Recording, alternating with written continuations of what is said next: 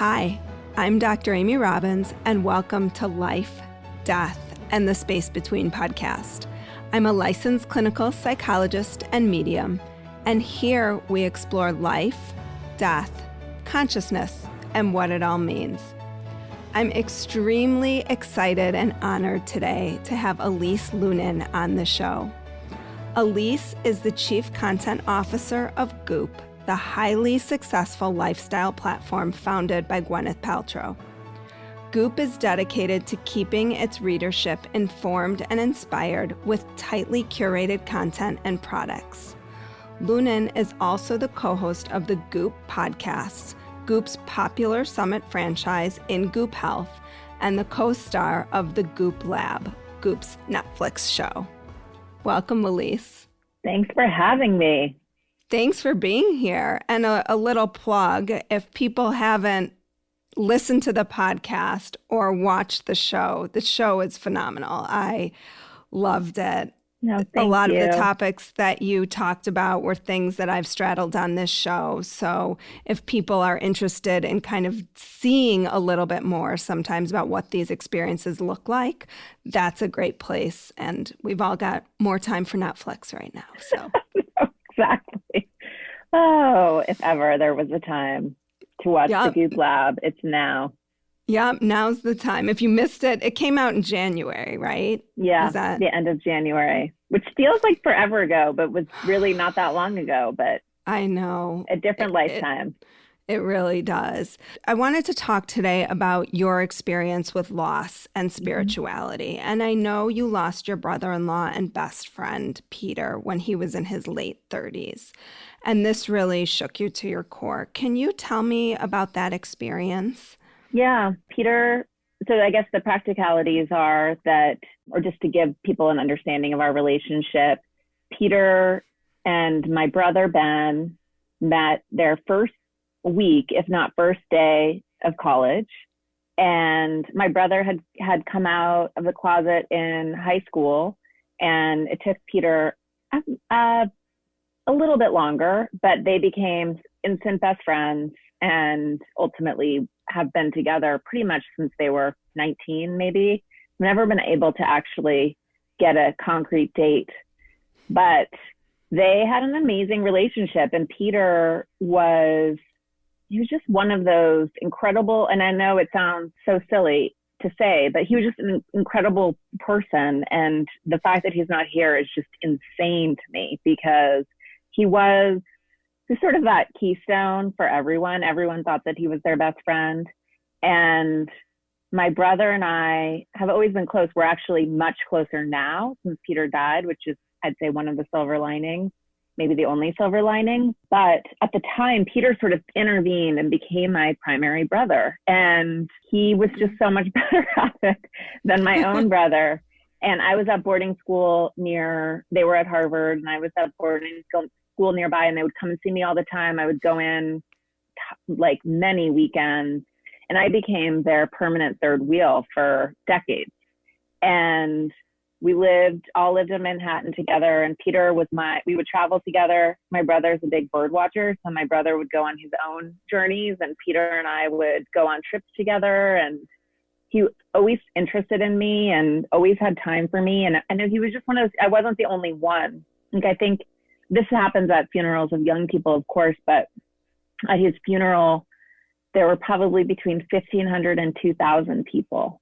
That's huge. Huge. Just like, he just touched so many people's lives. He was so generous, so interested, so kind, so funny, kind of wicked in his own way. So yeah, to lose him and my brother, like, I would have rather lost almost anyone else, pretty much, except for like my own children. But his loss is incomprehensible. And he died. He had a very beautiful and sudden death. He was 39 years old. He and my brother were at Peter's older brother's wedding in San Francisco. He had just seen his whole family. Everyone was in town. And Peter died in the middle of the night. He had a heart murmur. He had a heartbeat that had been diagnosed. Like, I'd gone with him to Montana. He'd been under the care of he'd been studied at Johns Hopkins. and he was on beta blockers, and that's not what killed him. And he had just been to his cardiologist and done blood work like 20 days before he died. And they were talking about taking him off the beta blockers, but he had this undiagnosed autoimmune disease called Loeffler's endocarditis. And it ended up taking us months to get the autopsy because they didn't know what it was. And they were like, and it was so wild. And that, I don't want to jump around and confuse everyone, but I spoke to Laurelyn Jackson before we had the autopsy results. And she was like, it was his heart. And I was like, yeah, he had a heart defect. And she's like, no, that wasn't it. Like, his heart exploded. And that's pretty much what they said. The coroner was like, his heart was a mess. Like, it was just, it could not sustain life. And that, and it was wild. It came out of left field. He had no idea. He had done Barry's boot camp that morning. And what an interesting way to die for someone who, it sounds like, heart was just so big, right? Yep. It was just like explosive with love and light. And it sounds like everybody who knew him was just magnetized to him in that way. Totally. And yeah, my brother delivered his eulogy and gave that sort of, he was like, you know, Peter gave his heart away, like he literally gave it until it could give no more. His point, I think it was the saying I loved, it was, Peter was so generous that, and he always felt like you should give until it makes you feel just a little bit uncomfortable. And then, you know, like you've given enough, which I love. But yeah, it was a colossal, it was just it was impossible to sort of understand it. Yet at the same time, I felt, by virtue of being at Goop and some experiences immediately around it, like I had been prepared for his death. My soul had prepared me, which was so wild and only apparent in retrospect. But prior to his passing, I don't know, a few months before, you know, when you accidentally flag an email for follow-up. So I didn't use that function. Now I use it all the time, but I didn't use it at the time. And I saw that this random email had been flagged. And it was from Outer World, I think it was called Outer World Radio. I was like, what is this? And I had been conditioned enough by my time at Goop to feel like nothing's really a coincidence. And if something's flagged for me, I should look. Right. So I open it and it's just wacky, like just wackadoo. It's this kind of a psychic network. I've never gotten an email from them since. And it's like, who is Ann Curry channeling? And who was Abraham Lincoln really? Just like random. And I was scrolling through it. I'm like, what's in here for me? And I saw that there was a radio interview with Dr. Jeffrey Long, an oncologist you probably know, who created that repository of near-death experiences. Near-death experiences, yep. Yeah. And so I listened to his interview and I was like, this is fascinating. And I had been working on a package for many months around the practicalities of death, because it's the thing that none of us want to talk about, but it is the one certainty in life that we're all going to die, and no one's prepared. So it was about life insurance and all the things that, regardless of your age or health, like you should be on top of as a responsible adult. So I was working on that package sort of in the background. And so I listened to this and I'm like, this is so interesting. I need to know more. And so I called in his book, and the publicist was like, I've been trying to reach you and you need to read Sam Parnia's book called Erasing Death. And we made a plan to meet up. And then I started going through my bookshelves, and we get hundreds and hundreds of books, like pretty much a day.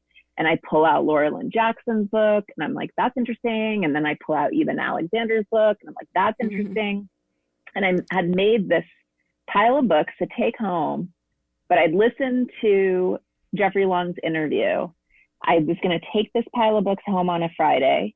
My kids came to the office and I got distracted and I forgot them. And then Peter died on Sunday. And so, oh God, I have the goosebumps all over. Crazy. So when I got back to my office, I left Sunday morning to go to San Francisco with nothing. And then I didn't get home. I went with my brother from there to New York, where Ben and Peter lived, and my brother still lives. And then I didn't come home for weeks. And so when I came back, that pile was waiting for me. But even in San Francisco, I had this sense. I was like, I know he's still here. And my brother always had that foundational belief, and so did Peter's mother. And then like the signs just started coming. But you come from a family of more conventional medical healers, right? Yeah. As do I. So when I had my experience, I was like, oh boy, how does this fit in? So how did it, because your father's MD, right? Yep. How did this all sort of unfold and transpire with your family and the things that were happening to you? Yeah. I mean, growing up, I had definitely I didn't even have a conception really of death, just that it was a physical event. And I guess you'd call it the materialist point of view, like you die and you go into the ground. When I came to Goop, I'd sort of been exposed to intuitives. I never, grandparents had passed, but I didn't have anyone, and like a few friends in childhood, but nothing that really touched me in a significant way. And so I had talked to intuitives, and I'd always felt like I'd been in conversation with the universe to some extent, that I had an ability to manifest or make things happen or put things in motion. And it was fun, but I never had any reason to go deep until the death of Peter. And then Peter's mother is Catholic, and she just has that foundational faith. And so spending so much time with her in the immediate aftermath, she was just so certain of Peter's presence. And I certainly wasn't shut down to that idea, because I think it's a beautiful idea. Like, it's a far more preferable idea. It's a very comforting idea. And so, but I didn't really know. And then I got in touch with Laura Lynn Jackson's publicist for part of this package. And to be honest, I was like, I mean, I would die to talk to her, but I didn't want to overtly ask her. Mm-hmm. And I was planning on being in the Hamptons for an offsite. And she lives in Long Island, and I was like, is she around? Like, could we do something with her for the site? And so I got on the phone with Laura to talk to her. This was out in the Hamptons, to interview her. And then halfway through, she was like, there's someone here, like, he's very strong and insistent. Do you mind? And I was like, of course not, like, desperate. Right. And I mean, it was the most incredible. It changed my whole life, because once you really have a different foundational belief in, like, this idea that we're permanent beyond this body, that we have a bigger purpose, it just changes everything. Right. And the reading was so specific and personal and so funny. It was the first time that I'd really laughed. Like, she was telling me all of our inside jokes, and he was making fun of me and making fun of my husband. And like, it was so wonderful and heartwarming, and like weirdly not earnest. And connected. And so connected. And I'd had enough experiences before that of just like coincidences and whatnot, where I was like, like I felt like he was just sending me every sign that I asked for. But to have that, and it's honestly, I've spoken to a few other mediums more to sort of understand or test their skill, but I haven't needed anything else, because his point in that reading and her point is like, you can do this yourself. Like, he was like, just keep talking to me. Like, I can't talk to you in the same way, but I am actually more present, more able to help you, more connected.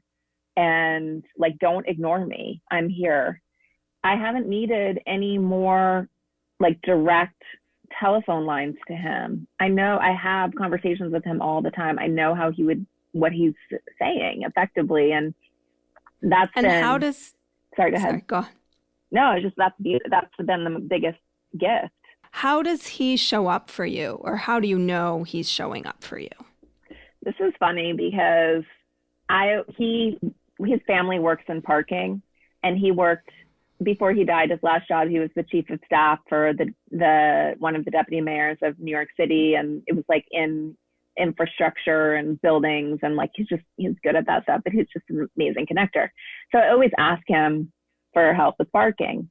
And I also ask him when I'm like, I need money or I need a project, I ask him. It's funny though, because we have a medium on staff at Goop. Our fashion director is also a medium. And he's come into my office to be like, Peter wants you to know, like, stop asking. He's like way too busy to help you find parking spots. He doesn't want you bothering him with the menial tasks of life. He's like, ask him for the important thing. But that's funny. But yeah, I just put it out there, you know, when I'm feeling overwhelmed, when I feel like I need help. I don't even necessarily like direct it all specifically at Peter, although it's easy for me to do that. But it's more of a, like, I just speak it. I need help. I need this. This is what, like, I feel like I'm wanting or lacking or needing. And I don't know, maybe I'm doing it for myself. It doesn't really matter, but it feels like there's some response. Well, and I think the point that you make is so important, and one that I try to make repeatedly, is that you don't need someone to give you those messages. It validates your experience, but when you can foster that connection, it's so powerful. So powerful. And we all have the capacity. And I think it requires training to be able to distinguish, like, what's yourself and what's your ego, what's your voice versus someone else. And I think you can do it through automatic writing. You can just do it through dialogue. Sometimes I'll meditate and go to a room in their house in Connecticut with him and meet him there. He talks to me not as frequently as I would like, but sometimes in dreams. And then it's more also just this, like, and it's funny because Peter's death, I think, stripped me of my fear of dying, in part, not only because I'm like, oh, there's somewhere to go, but like, I know he's going to be there. Mm-hmm. And I feel that way about my kids too. I mean, if something happened to my kids, I would be devastated. Like, I don't even want to think about it, but I know he'd be there. Mm-hmm. Mm-hmm. And I don't know, there's comfort in that. Yeah. And does your brother have experiences with connecting with him? Totally. I mean, he dreams about him almost every night. It's funny, my brother has never had a reading. I pass him stuff all the time. He just doesn't feel like he needs it. Mm-hmm. It's really interesting. He's not that guy. He never struck me as that person, but he feels completely and totally tapped into Peter. So at times I'll be like, I sent him a message from someone I met that was like, Peter's talking about the JP Cafe and the Edward Bar and how you're going to be this baby's librarian.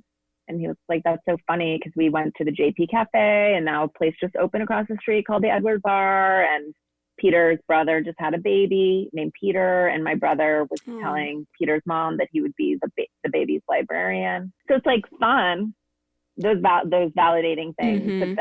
It's like, then what? What are you going to do with it? Right? It's about the ongoing connection. Right. Right. And really internalizing that conversation and that belief for your own, I think, growth and development. Totally. So you've been speaking of growth and development, you've been at the forefront of opening people up more to their intuition in this way and connecting to loved ones who have passed. What has that been like personally and professionally? So it's interesting because I almost feel like there are two camps. There are the people, or three. It's like there are the people who are like, oh my God, of course, like I've always known this and this is how I operate and thanks for making it more mainstream. And then there are the people who are persuadable, curious, open, like eager, I'd say, for those connections. And then there are the third who are like, F off, like this is total BS, who see harm in it. It's interesting to me. And so I'm like, hostile about it so too, hostile. Right? It's never like, that's just not for me. It's like. So hostile. And it's like, really, too, like this idea that, you know, we got some of this feedback to the show, and we had, as you know, an episode with Laura Lynn Jackson which was bananas because she was teaching the team how to be intuitive, and like the stuff that came out was wild. And I'm sure even more stuff than you were able even to show. Totally. And but the feeling is like that somehow that's causing delusions in people or manipulating people. And as Caitlin in the show says, like, if through this, I feel more connected to my dead mother, like, what is the harm in that? Like, why is that so wrong or offensive to people? And I don't know what that is. I don't know whether it so challenges material, like the Newtonian idea of medicine and matter on matter. And that's so challenging that people don't want to wrestle with it, or what, that it strokes some deep trigger point about life when it's like, God, how can this be anything but positive, really? Well, and I think in the show, you showed that it's not perfect, right? It's not an exact science. Yeah. Laura Lynn was sitting with one of your staffer, the people on your staff, and nothing was coming through for her, but there was stuff coming through for someone else who was in the room. And I thought that was a really genuine depiction of sometimes how this goes, is that it's not an exact science in the way that we think of science, but that doesn't mean it's not real. Yeah, and I thought that I loved that moment for a number of reasons. Because again, and I think too, people will sometimes, they'll encounter an intuitive and they'll get maybe a kind of crappy reading. People have different skills. It's not like a plug and play computer program. Some are more experienced or more adept at translating than others. It's a game of charades. It's a different, it depends on what the sense is that people are gifted in. But it's we're so funny how we have to be like so binary, like it's perfect and therefore correct, or there were some inaccuracies, therefore it's not real. And that somehow anything in between is unacceptable is just funny. It's the same way that we like to believe like some people are all bad and some people are all good. And clearly we're all some version of shadow and light. And but I also love the Anna reading as well, because it shows, Anna is deeply skeptical and wanted to sort of just the whole time was like kind of negging the experience and was like, I don't believe in this. I can't do this. I don't like this. I think it's Santa Claus. And so it was also interesting because I think she was impenetrable. Like, I think it's sort of, if you're open, you're going to get stuff. And if you're not, you're not. And there's no right or wrong way to be. But for those of us who want to feel deeply connected, it requires a certain openness. And so I thought that also was like a beautiful example of that. Well, and if it heals, to your point, why does it matter how exactly you get there? And I think it's interesting, too, to think about, we don't say science is so wrong. I mean, right. In the time of COVID, right? Like, every day there's new information that's coming out, and we're not saying, well, those scientists have been so wrong about everything. We're taking each thing as it comes. And yet when it's something in a more intuitive spiritual space, we question it with such intense rigor. It's crazy. And science, and we treat science like capital S science, like it's a religion sometimes. And actually scientists don't really do that. Some I'm sure do, but many recognize that it's an evolution and that we're learning more every day, and things that we thought were sacred we're disproving. And even in the best case, in the application of medicine, they're beating the placebo effect, but very rarely is it like, wow, slam dunk, this works for everyone. This is unequivocally true. Everyone's individual. We all have our own unique biochemistry. Some things work better. COVID's a perfect example. We don't know why some people have those cytokine storms and why their immune system is overreacting and drowning them effectively. Like, we don't know. We're at the very beginning of understanding it. It's all a mystery. So, and we have more like scientific language around matter. And some things that we can't see, that's the other thing that's really interesting to me. We're completely comfortable accepting that like an MRI or one of these other energy-based technologies that allows us to look inside bodies, we're very comfortable with those as being effective tools for diagnosing and seeing things that we can't see. And yet we deny this idea. And we're very comfortable with the internet. and bone, like all these things that are miraculous. And yet the idea that we could exist as energy, that we're energetic beings, and that we're inhabiting these physical bodies and driving these machines, these meat jackets, is so strange. But it's the only thing that makes sense when you think about it, that something is enervating us and that we're enervating this thing. It feels much more real to me than like I emerged out of a scramble of cells and like, here I am. Well, and you see probably on, you get emails all the time, I'm sure, because you also do not just, what you explore on Goop isn't just about life after death. You explore, obviously, every realm of wellness and well-being, but a lot in the world of energy healing and psychedelics. And so I'm sure you see a lot of resistance and anger around opening people up to healing. Yeah. But it's interesting too, what I also find, and I think some people, again, it's like are so resistant, you're never going to change their minds.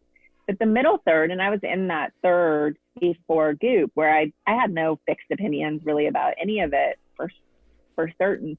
But all it takes is one experience, getting Reiki or doing some sort of energy healing or having something that can't be explained. And then when people have that themselves, or like an amazing medium or an astrology reader or something that's like, where you're like, of course. And then you're like, but how would that person possibly know that? This takes one. And then you're like, wait, it forces you to question the way that, that you think about these things. And the other thing that I think is so powerful, that even if death is just darkness, right? It's just a black hole, which I don't believe that it is. It remakes your whole closet. Like it remakes the way that you think about your whole life in a way that's so powerful and so much more empowering than simply being like, oh, I'm on some physical spectrum and I do this thing and it doesn't really matter. And the only way it might matter is if I have kids, and like, bye. Yeah, if your if your consciousness spans beyond just this, and you think about the concept of life reviews and what it means to grow your soul, then this life matters so much. Yeah, and every minute matters, and every opportunity, and it explains like those relationships that you have when you're like, wow, we've been here before, or you are really here to teach me a lesson because I can't stand being around you, or whatever it is. It's just like it's just a much more productive filter to want to believe that everything has meaning to some degree, and to look for the positive meaning or the opportunity for growth rather than like judgment and damnation. So after all of this, what do you feel like you know for sure? I feel like I know for sure that we are spiritual beings having a physical experience. I think what we're trying to overcome in this life is those feelings of separation and sort of clawing our way back to feeling connection, and that we're all part of the same thing, that we're all the same, that there's a lot, that this is kind of heaven. And I know it's hard and full of struggle, but I think that our relationship to that struggle is what makes it feel extra hard, not so much the things that emerge in our path that we have to overcome. And I think when we open our eyes to it, it's so beautiful. Well, thank you so much, Elise, for your time today and for what you're doing in this world and for spreading this information, because it's, I believe, so important to people's growth, for exactly all the reasons you said, because when you can embrace death and really kind of look it in the eye, it's not scary, and it frees you in so many ways to live more fully. Totally. Thanks for having me.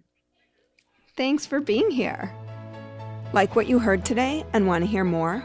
Wondering what comes next and what it all means? Head over to Apple Podcast, Spotify, Stitcher, Google Play, or anywhere you get your podcasts and hit subscribe. Also, if you could take a minute to rate and review my podcast, I would really appreciate it. Stay tuned as we continue to explore life, death, and the space between.